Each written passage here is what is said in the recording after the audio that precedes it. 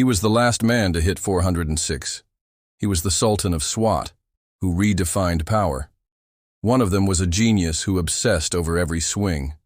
The other was a flawed superstar who lived for the big moments.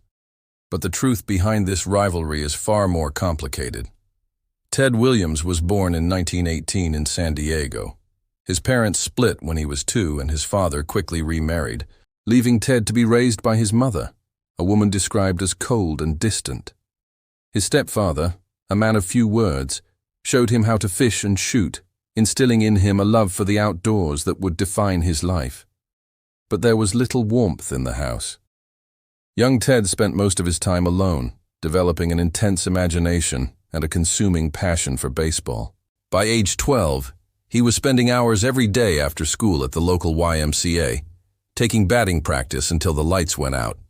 In 1929, the San Diego Padres of the National League came to town, and Ted, wearing his father's old uniform, snuck onto the field and took a few swings. Someone from the team saw him and asked how old he was. When they learned he was only 12, they invited him to join the team's informal batting practice, and so began Ted's professional baseball career. At 16, he signed his first contract with the Padres. 2 years later, his contract was bought by the Red Sox. In 1939, at age 20, he had the best rookie season in baseball history, hitting 319. By the end of his first full season, he was already talking about hitting 400 the following year. "All I want," he said, "is to be remembered as the greatest hitter who ever lived." In 1941, at the age of 23, Ted Williams became the last player to hit 406. It was a season for the ages. He hit safely in 21 of his first 22 games and finished the season having played in every game despite a broken foot. That year, he also refused to sit out the last game of the season, a meaningless game against the lowly Athletics, because he wanted to keep his average up. He went 4 for 5, raising his average to 406. Williams won 2 Triple Crowns, 6 batting titles, led the league in slugging percentage 8 times and on base percentage 11 times. His career on base percentage of 482 is still the highest in baseball history. In 1969, when the designated hitter rule was adopted, it was largely due to the efforts of Ted Williams. He believed that all players should have the opportunity to excel in all aspects of the game, and he worked tirelessly to make that a reality. Babe Ruth, on the other hand, was a different kind of legend. In his 22 seasons, he hit 714 home runs, a record that stood for 34 years. He had a career slugging percentage of 690, which is still the highest in American League history. His numbers might not be as pristine as Williams, but his impact on the game was just as profound.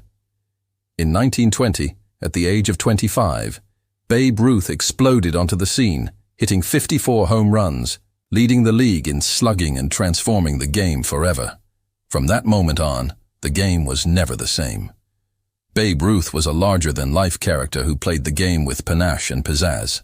He was known for his colorful personality, his womanizing ways, and his love of cigars and beer. Off the field, he was involved in numerous scandals, including several arrests for public intoxication. Despite all this, there was no one else quite like him. He dominated the game in a way that had never been seen before or since. He was the original superstar, and his impact on the game was immeasurable. Both men were brilliant in their own way. Both were flawed. Ted clashed with the press, famously refusing to tip his cap to the crowd. His relationship with his fans was complicated, to say the least. There were times when he would walk around the bases without acknowledging the cheers of the crowd, even going so far as to tell fans to get their programs and scorecards to watch him hit. At Fenway Park in 1960, during his final at-bat, he hit a home run, circled the bases and left the field without acknowledging the standing ovation. Later, he said he was so overcome with emotion that he didn't know what to do.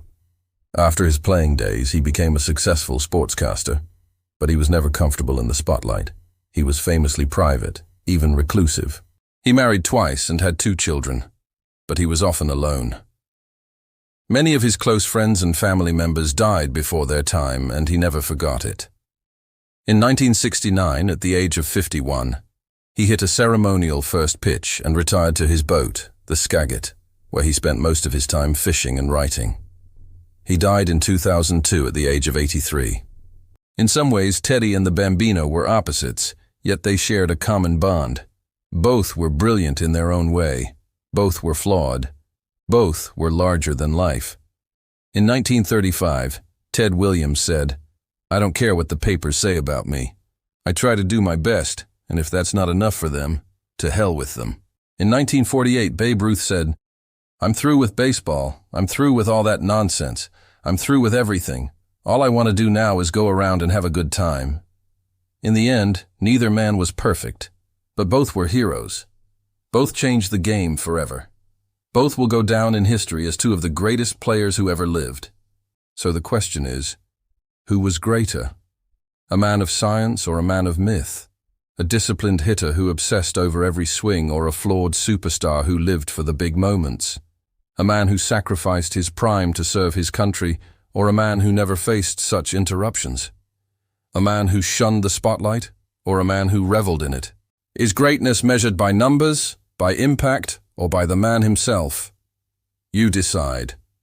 Thanks for watching. Do you think Ted Williams was the greatest hitter who ever lived? Why or why not?